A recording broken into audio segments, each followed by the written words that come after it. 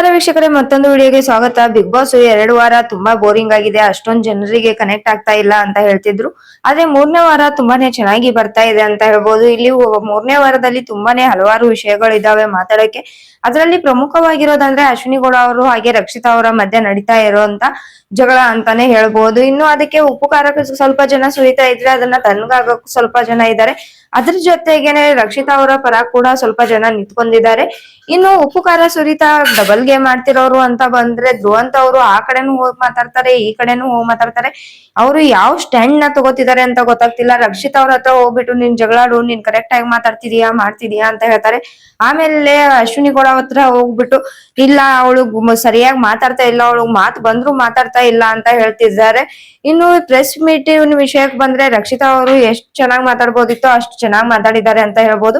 ಇನ್ನು ಗಿಲ್ಲಿ ನಟ ಅವರು ಕೂಡ ತುಂಬಾನೇ ಚೆನ್ನಾಗಿ ಮಾತಾಡಿದ್ರು. ಅದ್ರ ಜೊತೆ ಮಂಜು ಭಾಷಿಣಿ ಅವರು ಕೂಡ ತುಂಬಾನೇ ಚೆನ್ನಾಗಿ ಮಾತಾಡಿದ್ರು.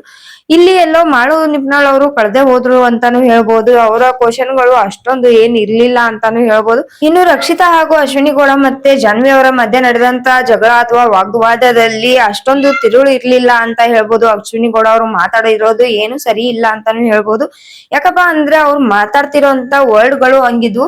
ಅವರೇ ಮಾಡ್ತಿರೋಂತ ತಪ್ಪುಗಳನ್ನ ಬೇರೆದವ್ರಿಗೆ ಮಾಡ್ಬೇಡಿ ಅಂತ ಕೂಡ ಬೋಧನೆ ಮಾಡ್ತಾರೆ ಅಂತಾನು ಹೇಳ್ಬೋದು. ರಕ್ಷಿತಾ ಅವರಿಗೆ ಅಶ್ವಿನಿ ಗೌಡ ಹಾಗೂ ಜಾನ್ವಿ ಅವರು ಇಬ್ರು ಸೇರ್ಕೊಂಡು ಪರ್ಸನಲ್ ಆಗಿ ಅಟ್ಯಾಕ್ ಮಾಡಿದ್ರು. ಆಮೇಲೆ ಬಂದ್ರು ಅಶ್ವಿನಿ ಎಸೇನ್ ಅವ್ರಿಗೆ ಅಶ್ವಿನಿ ಗೌಡ ಅವರು ಹೇಳ್ತಾ ಇದ್ರು, ನೀವು ಪರ್ಸನಲ್ ಆಗಿ ಯಾರಿಗೂ ಅಟ್ಯಾಕ್ ಮಾಡಕ್ ಹೋಗ್ಬೇಡಿ, ನಿಮ್ ಆಟ ಏನಿದೆಯೋ ಅದನ್ನ ಆಡ್ಕೊಂಡು ಹೋಗಿ, ಹಾಗೇನೆ ನಿಮ್ ಸ್ಟ್ಯಾಂಡ್ ನ ತಗೊಳ್ಳಿ, ಅದು ಯಾರಿಗೂ ಪರ್ಸನಲ್ ಆಗಿ ಅಟ್ಯಾಕ್ ಮಾಡ್ಬೇಡಿ ಅಂತ ಹೇಳ್ತಾ ಇದ್ರು.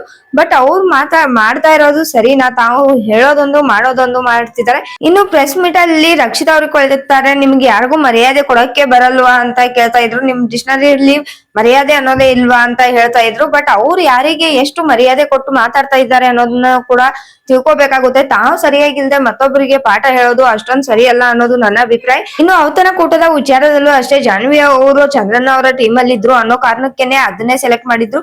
ಬೇರೆ ಫೈನಲಿಸ್ಟ್ ಗಳು ಇನ್ನೊಂದು ಟೀಮಿನ ಹೆಸರು ತಗೋತಾ ಇದ್ರು ಕೂಡ, ಗಿಲ್ಲಿ ಟೀಮ್ ನ ತಗೋತಾ ಇದ್ರು ಕೂಡ ಅವ್ರನ್ನ ಕನ್ವಿನ್ಸ್ ಮಾಡಿ ಅವ್ರ ಹೆಸರನ್ನೇ ತಗೊಂಡ್ರು. ಇನ್ನು ನಾಮಿನೇಷನ್ ಇಂದ ಯಾರನ್ನ ಸೇವ್ ಮಾಡ್ತೀರಾ ಅಂದಾಗ್ಲೂ ಅಷ್ಟೇ ಜಾನ್ವಿ ಅವರ ಹೆಸರು ಬರೀ ಅಶ್ವಿನಿ ಗೌಡ ಅವರು ಮಾತ್ರ ತಗೊಂಡಿದ್ರು. ಇನ್ನು 3 ಸ್ಪರ್ಧಿಗಳು ಏನಿದ್ರಲ್ವಾ ಫೈನಲಿಸ್ಟ್, ಅವರು ಬೇರೆ ಬೇರೆ ಅವರ ಹೆಸರನ್ನ ತಗೊಂಡಿದ್ರು ಕೂಡ ಅವ್ರನ್ನು ಕೂಡ ಮ್ಯಾನಿಪುಲೇಟ್ ಮಾಡಿ ಜಾನ್ವಿ ಅವ್ರನ್ನೇ ಉಳಿಸ್ಕೊಂಡ್ರು ಅಂತ ಹೇಳ್ಬೋದು. ಇದು ಯಾರಿಗೂ ಇಷ್ಟ ಆಗ್ತಾ ಇಲ್ಲ. ಹಾಗೇನೆ ತಮ್ಮ ವೈಯಕ್ತಿಕ ಏನ್ ನಿಲುವು ಇದೆಯೋ ಅದನ್ನ ಮಾತ್ರ ಹೇರ್ತಾ ಇದ್ದಾರೆ ಬೇರೆಯವ್ರ ಮೇಲೆ ಅನ್ನೋದು ಇಲ್ಲಿ ಎದ್ದು ಕಾಣಿಸ್ತಾ ಇದೆ ಅಂತ ಹೇಳ್ಬೋದು. ಇನ್ನು ಕಾಯ್ದು ನೋಡೋಣ ಏನಾಗುತ್ತೆ. ಇವತ್ತು ಕಿಚನ ಪಂಚಾಯಿತಿಯಲ್ಲಿ ಅಶ್ವಿನಿ ಗೌಡ ಅವರಿಗೆ ಹಾಗೆ ಜಾನ್ವಿ ಅವರಿಗೆ ಕ್ಲಾಸ್ ತಗೋತಾರ ಇಲ್ವಾ ಅನ್ನೋದನ್ನ ಕಾಯ್ದು ನೋಡ್ಬೇಕಾಗಿದೆ.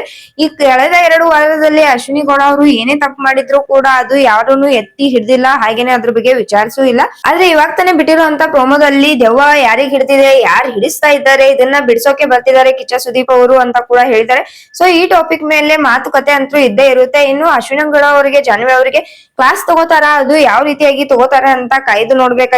ಇನ್ನು ಗಿಲ್ಲಿ ನಟ ಅವರು ಕೂಡ ರಕ್ಷಿತಾ ಅವ್ರ ಪರ ನಿಂತ್ಕೊಂಡಿದ್ದಾರೆ. ನಾನ್ ಇದ್ದೀನಿ, ನೀನ್ ಏನ್ ಮಾತಾಡ್ಬೇಕೋ ಮಾತಾಡೋ, ಹೇಗಿರ್ಬೇಕೋ ಹಾಗಿರು, ನೀನ್ ಹೆದರ್ಕೋಬೇಡ ಅಂತ ರಕ್ಷಿತಾ ಅವ್ರ ಪರವಾಗಿ ನಿಂತಿದ್ದಾರೆ. ಇನ್ನು ಅದ್ರ ಜೊತೆಗೆ ಅಶ್ವಿನಿ ಗೌಡ ಅವ್ರಿಗೂ ಆಗಿರ್ಬೋದು, ಜಾನ್ವಿ ಅವ್ರಿಗೂ ಆಗಿರ್ಬೋದು ಸಖತ್ತಾಗಿ ಟಾಂಗ್ ನ ಕೊಡ್ತಿದ್ದಾರೆ ಅಂತ ಹೇಳ್ಬೋದು. ಸರಿಯಾಗಿನೇ ಮಾತಾಡ್ತಾ ಇದ್ದಾರೆ ಕೂಡ. ಜಾನ್ವಿ ಅವರು ಅದಕ್ಕೆ ಉತ್ತರ ಇಲ್ದಿರೋನ ಸುಮ್ನೆ ಹೋಗ್ತಾ ಇರೋದು ಕೂಡ ನಾವು ನಿನ್ನೆ ಎಪಿಸೋಡ್ ಅಲ್ಲಿ ನೋಡಿದ್ವಿ. ಇನ್ನು ಕಾಯ್ದು ನೋಡ್ಬೇಕು ಕಿಚನ ಪಂಚಾಯಿತಿಯಲ್ಲಿ ಯಾರ್ಯಾರಿಗೆ ಯಾವ್ಯಾವ ತರ ಗ್ರಹಚಾರನ ಬಿಡಿಸ್ತಾರೆ ಅಂತ, ಇನ್ನು ಯಾರ್ಯಾರನ್ನ ಆಚೆ ಹೋಗ್ತಾರೆ, ಯಾರ್ಯಾರು ವೈಲ್ಡ್ ಕಾರ್ಡ್ ಎಂಟ್ರಿಯಲ್ಲಿ ಮನೆಗೆ ಬರ್ತಿದ್ದಾರೆ ಅನ್ನೋದನ್ನ ಇನ್ನೊಂದು ವಿಡಿಯೋದಲ್ಲಿ ತಿಳಿಸ್ಕೊಡ್ತೀನಿ. ಆ ವಿಡಿಯೋ ನಿಮಗೂ ಬರ್ಬೇಕು ಅಂದ್ರೆ ಇನ್ನು ನಮ್ಮ ಚಾನೆಲ್ ನ ಸಬ್ಸ್ಕ್ರೈಬ್ ಮಾಡ್ಕೊಂಡಿಲ್ಲ ಅಂದ್ರೆ ಸಬ್ಸ್ಕ್ರೈಬ್ ಮಾಡ್ಕೊಳ್ಳಿ, ಹಾಗೇನೆ ಪಕ್ಕದಲ್ಲಿರುವಂತ ಬೆಲ್ ಐಕನ್ ನ ಕ್ಲಿಕ್ ಮಾಡಿ ಅಂತ ಹೇಳ್ತಾ ಈ ವಿಡಿಯೋನ ಇಲ್ಲಿಗೆ ಮುಗಿಸ್ತಾ ಇದ್ದೀನಿ.